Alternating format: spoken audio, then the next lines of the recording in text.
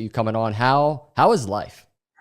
Life is good. Little busy, I had a lot of calves, dealing with all the bison up at the ranch. We got a lot of great progress in most of the companies in the portfolio. My medical clinic up in Gillette, we had 6,200 patients the last time we counted.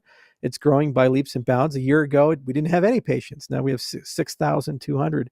We're making great progress with Midnight, great progress with XE, great progress with Reflect. A lot to talk about there.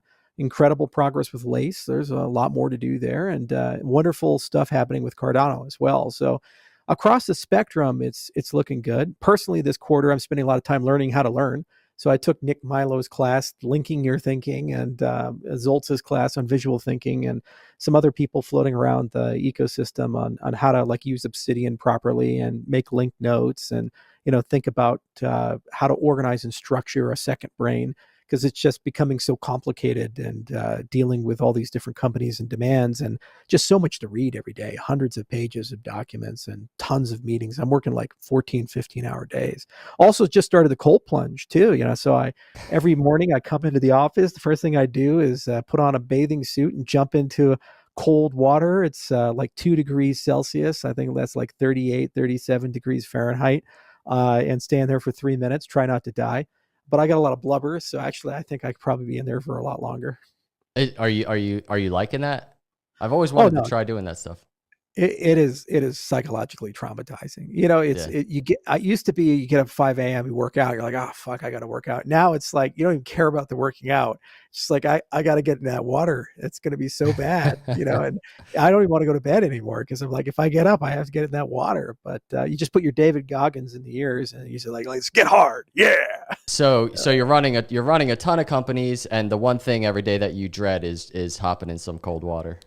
Well, don't knock it till you try it, man. And Yeah. it's companies, the worst, you get yelled at or something, or you lose some money. That water is just, there's something like evolutionary in your brain saying, don't do that. And every Yeah. single time, that moment before you dip in, there's this voice like, what the hell are you doing? I imagine it's a crazy mental builder. What it is actually, now that you're talking about this, I want to jump into so many different things, which we're about to. But I was on a space the other day. You were because you're talking about all of these things that you're doing, but the other day you were talking about what was it? You were taking some concrete class. Like, do you just do these random things? Is that something that's like No, a I priority own a for you to? construction company. I own a construction So company. that's why you're trying to learn about concrete. I got you. Yeah. We have a company. We build a lot of the stuff for my ranch and also my healthcare clinic, and eventually we'll get into real estate. But we have about 30 people in the construction company. Got a lot of the trades represented. We just built a whole design team too. So we have MEP, structural, civil, and architecture. And I was always curious about the concrete side of the business, because I'm a big fan of geopolymer concrete, which is kind of like the next generation of concrete. And so I knew next to nothing of concrete. So I said, okay, I'm going to go to World of Concrete. It's out in Vegas every year. 35,000 people come to it. It's 1,000 exhibitors. It's a huge conference. And I took 12 hours worth of courses on concrete. So I learned everything about aggregate selection and different types of cement, and how ACI rates the stuff, and how pozzolans work and admixtures work for the concrete. Like, for example, you can put like silica inside your concrete to make it harder, but then you usually have to use a super plasticizer because the workability goes to hell. The slump is basically too low in it. So I learned a lot in a very short period of time. We even got to pour some concrete and play with it and that type of stuff. And so, but what's nice about it is it kind of keeps you thinking about how everything is linked and connected. Concrete is the second most common substance used by humanity. The first Wow. is water. And when you really start thinking about that, you say, wow, it is actually kind of everywhere. Like everywhere you look, there's some concrete somewhere. So it's such a big part of our economy. And when you're a blockchain guy, we're not just here for NFTs and financial products and these stuff. You want to apply blockchain to everything. And so if this is the second most common substance we use, we're going to have to start tracking it. Blockchains are probably going to get integrated into the whole concrete business. And so from that perspective, it's good to learn about these things, because it helps you find the interdisciplinary linkages, and then at some point partner and work with people that have to evolve because of some ESG mandate or some sustainability issue or just cost. Price of cement has skyrocketed the last 10 years in particular. In the last 3 years, it's changed more than it's changed the last 30 years. We've gone from standard specs to these new like pozzolan mixes with fly ash and all these other things. It's just really remarkable to see how a traditional thing that never changes super quickly. Yeah. Vaclav Smil is this brilliant thinker who's in Canada, and he wrote this lovely book like How the World Works, or something like that. And he talks about how there's like 4 substances we never think about, but literally they guide the entire destiny of the entire world. Ammonia is one, cement is another, steel is another substance, and plastics, polymers. And everything is some composition of these things. And the only reason we can survive and live and thrive is because they're readily available. And we don't tend to think of the world in these terms or dimensions. Yeah, absolutely. And I think that's actually one of the things you were mentioning on that space when you were talking about this was things become way more interesting when you bring into play even more context and you see how there's overlap between different worlds. So now as you're talking again about it, I completely get what you're saying.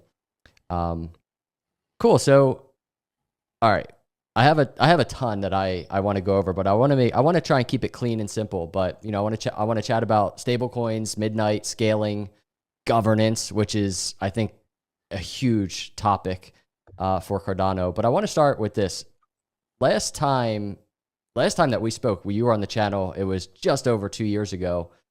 I think the ecosystem was really just starting to wake up in terms of DeFi. There was like $1 to $2 million total value locked or something like that. And fast forward through a ridiculously brutal bear market, and this is what's so impressive to me. TVL managed to just slowly just rise, right? I think we touched like over $500 million through a bear market, right?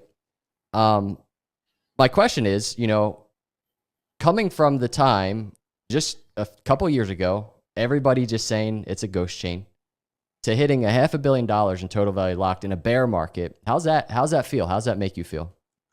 Well, I'm proud of the community. I mean, look what they did. Whether you're Fluid or Oxo or Indigo or Iagon or it doesn't matter the project. Claymates, Ape Society, everybody carried their load, and people issued 8 million assets. We have tons of transactions every day. The blocks are mostly full. It's pretty interesting. I've never seen a ghost chain where like every block is full. It's pretty ghostful or something like that. But the problem is that the goalposts keep getting moved.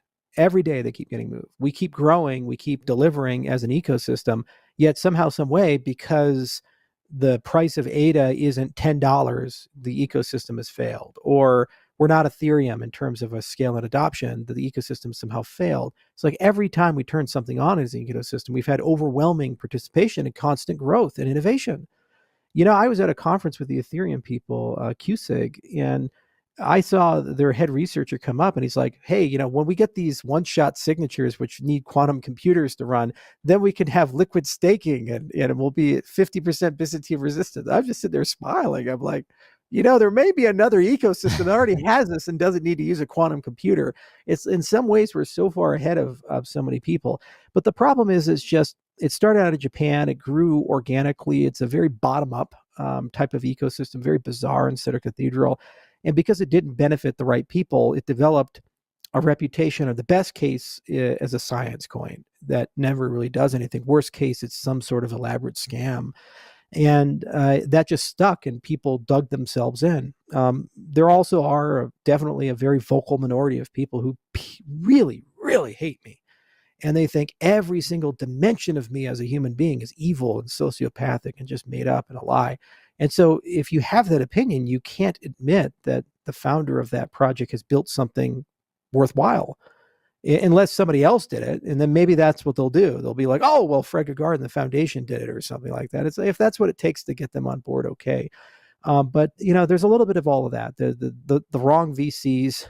It's like, as I said, we don't have the Ponzonomics and the VCs didn't come in, the hatred of me and the fact that it just follows a very radical anti-pattern of innovation and entrepreneurship. Generally speaking, you don't do first principles peer-reviewed research if you want to be a startup and move fast and break things. And we did that.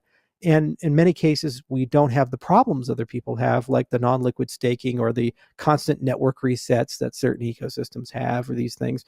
And we have a beautiful roadmap. We know how to scale. We know how to get fast finality. We know how to get partner chains in. We know how to get rollups in. We know how to get all these things in. And there's an inevitability about it. You go get in a coma and you come back 3 years later, it's there. It's not going to happen. It's there. There's almost $750 million worth of ADA that's sitting in the Cardano treasury at the moment. And when 1694 turns on, if the community goes for that, they have control and governance over that money. It's crazy. So it's a giant bank account to basically spend on the growth and development and delivery of Cardano. It'll get done, and that's at current market prices. It goes back to the all-time high. You times that number by 6. Okay, that's billions of dollars of capital available for the ecosystem to invest in itself and grow, and that's at today. And you combine it with the fact that our TVL keeps going up, the transaction volume keeps going up. And, you see things like Axo, for example, where they can't deploy that model on Ethereum.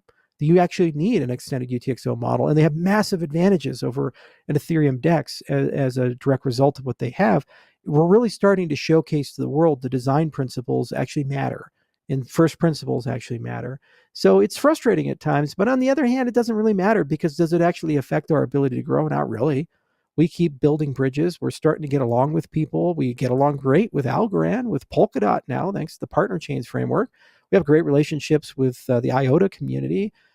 Actually, I was just in a space the other day with the VeChain people, and they get along very well with us. And also we're starting to build bridges with all people, the Hedera Hashgraph people.